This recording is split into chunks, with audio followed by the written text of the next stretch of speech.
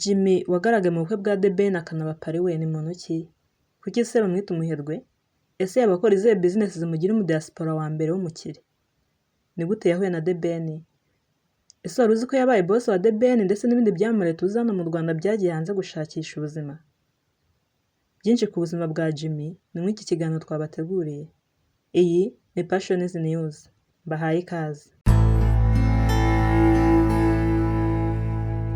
Amazina ye yitwa Jimmy Ntare Muyombo, yavukiye muri Congo. Ababyeyi be ni Abanyarwanda. Ndavuga abantu batuye muri Congo ariko bavuga Ikinyarwanda. Akaba umwana wa gatatu mu bana bavukana. Akiri muto, ababyeyi be bimukiye mu Rwanda. Bageze mu Rwanda, batuye ahitwa mu Bigogwe. Ariho hari umusozi bita Ibere rya Bigogwe mu karere ka Rubavu. Yize amashuri abanza, ariko mu gihe yari agiye gukomeza segonderi, byabaye ikibazo ubushobozi buba buke. Muri make, umuryango we wari ukennye, ntiwari kubasha kumwishyurira amashuri ngo akomeze kwiga. Icyabaye, yagiye kuba mu nkambi yitwa impunzi kugira ngo abashe kubona ubushobozi cyangwa se abashe kubona inkunga yo gukomeza kwiga amashuri ye. Ibi byaramuhiriye, bityo abasha gukomeza amashuri ye kubw'inkunga zatangwaga ku bantu b'impunzi. Iki gihe yagiye kuba mu nkambi iri muri Gatsibo, inkambi ya Nyabiheke. Akaba ari naho hamufashije kwiga arangiza segonderi. Nk'uko twabivuze, Jimmy n'umuryango we bari mu buzima bwa gikene. Bidatinze, bageze mu Rwanda yaje kubura umubyeyi we, papa umubyara. Hano rero, yakuze yumva afite inshingano n'inzozi zo kuzaba umuntu ukomeye, agatabara umuryango we. Mbese akawukura mu buzima bubi. Avuga ko yakuze afite impano yo gukundwa bitewe n'ibyo yakoraga. Aha, akirangiza high school, yahise ahabwa akazi mu kigo yigagamo, ikigo cyitwa Rukomo Secondary School. Kubw'Imana yari afite mu bijyanye n'imikino akiri umunyeshuri, byatumye ahabwa akazi mu buryo bwo gukomeza guhagararira ikigo mu bijyanye n'imikino. Hano yahawe akazi ka animateur. Muri gahunda yiswe resettlement, ubu ni uburyo bwo gutuzwa ahantu aho abantu bashobora kuva mu gihugu kimwe bakajyana gutuzwa ahandi mu kindi gihugu. Ibi bikorwa cyane cyane ku bantu b'impunzi n'abandi. Waba ujya wumva ijambo igifomu ariko ntumenye icyo risobanuye. Iyo bavuze igifomu, baba bashatse kuvuga umuntu ufite ibyangombwa by'uko ari impunzi. Uyu rero aba ashobora kuba yajya muri gahunda ya resettlement. Hano rero hari bamwe mu mpunzi bagiye gutuzwa muri Amerika. Ubu bukaba aribwo Jimmy nawe yagiye muri Amerika.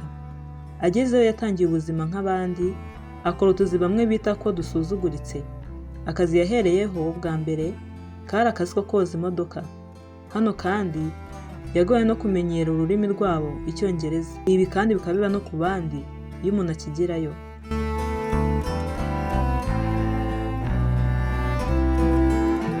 Nyuma y'amezi make akora kano kazi, yahise ajya kuba umustafu mu kazi ka caregiving.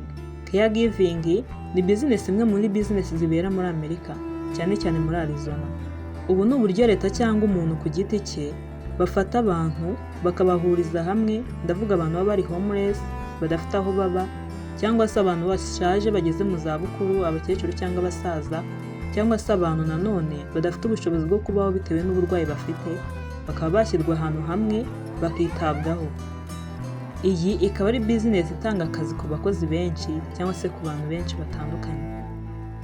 Nyuma y'uko ajya muri aka kazi, Jimmy yaje guhura n'umunyarwandakazi wari mu business muri Sober Living Home. Sober Living Home ni business ikorwa aho ifasha abantu babuze aho baba, aba homeless ndetse n'abantu babaswe n'ibiyobyabwenge, bakaba babashyira ahantu hamwe bakabitaho. Iyi business kandi yemewe na leta, kandi nanone ikagira umumaro kuri leta kuko ifasha kugabanura umubare w'abantu babaswe n'ibiyobyabwenge. Iki gihe kandi uburyo ikorwamo, umuntu aragenda agasaba uburenganzira, akaba yanasaba inkunga mu gihe agaragaza ko hari ibikorwa yateguye cyangwa se yateguye ahantu heza abantu bashobora kuza bakaba. Bityo leta ikamuha inkunga yo kuzamufasha kwita kuri abo bantu. Ikindi kandi si leta gusa, kuko n'umuntu ku giti cye ushaka kuva mu biyobyabwenge ashobora kugana abo bantu bakora business bakamufasha kuva mu biyobyabwenge, uko babaganiriza mu buryo bwo kubabuza kongera kunywa inzoga cyangwa se ibiyobyabwenge. Icyo gihe rero uwo muntu nawe yishyura ku giti cye. mu buryo bwo kwivura.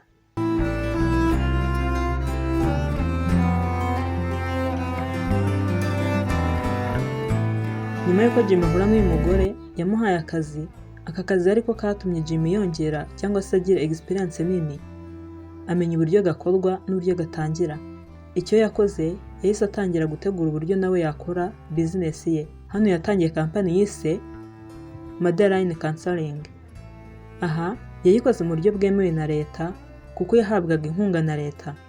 Ikindi kandi iki gihe abantu bari batarayimenya ngo ibe yaba akajagari, kuko nyuma abantu bagiye bayibeshya bakabeshya ko bafasha abantu nyamara atari bo, bityo ihinduka nk'umwanda leta yinjiramo, ariho bamwe batangiye no gufungwa, mbese biba bibi.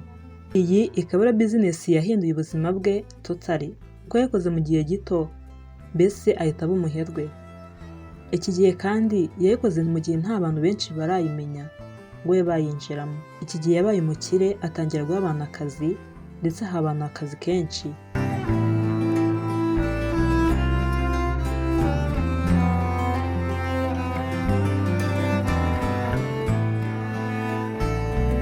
Muri Arizona niho yahuriye na The Ben ndetse amuha akazi muri business ze yakoraga. Si gusa kuko yahaye akazi abantu benshi b'abasitari tuzi n'abandi banyarwanda batandukanye. Aha rero umubano we na The Ben wagiye uzamuka, bakomeza kuba inshuti kugeza ubwo The Ben yakoraga ubukwe, Jimmy akaba ari ubapare we. Iki akaba ari cyo gihe abantu benshi bamumenye, nubwo yari asanzwe azwi n'abantu ariko batari benshi. Uburyo yagaragaye mu bukwe bwa The Ben abantu batangiye kwibaza, dore ko bibashije ku bukire bwe nyuma y'uko aha impano The Ben yo kumwubakira inzu mu kibanza cyangwa ubutaka buherereye muri Zanzibar. Aha urumva ko atari umuntu wese wabasha kubaka inzu. Ibi bikaba ari byo byatumye abantu benshi bamwita umuherwe bitewe n'uburyo yagaragayemo kandi ko kubona ko ari umunyamafaranga, ndetse banibaza aho yaba yarakuye ubu bukire. Kugeza ubu Jimmy afite umugore n'abana babiri, bose babarizwa muri Leta Zunze Ubumwe za Amerika muri Arizona, akaba ari naho akorera business ze. Jimmy agenda akora ibikorwa bitandukanye by'ubugiraneza yaba ari muri Amerika ndetse no mu Rwanda, aho agenda afasha abakene cyangwa se akubaka insengero zimwe na zimwe. Jimmy kandi yakuze akunda kuririmba, aho afite indirimbo yagiye akora z'Imana harimo iyitwa Isabato. Akaba yarakuriye mu itorero ry'Abadiventiste, akaba akunda Imana no gusenga. Avuga ko hamwe n'Imana yatumye agera ku iterambere, ubuzima bwe burahinduka. Navuga ngo nawe ntukihebe, ejo cyangwa ejo bundi byahinduka bigakunda. Wakoze gutega amatwi iki kiganiro, komeza ugire ibihe byiza.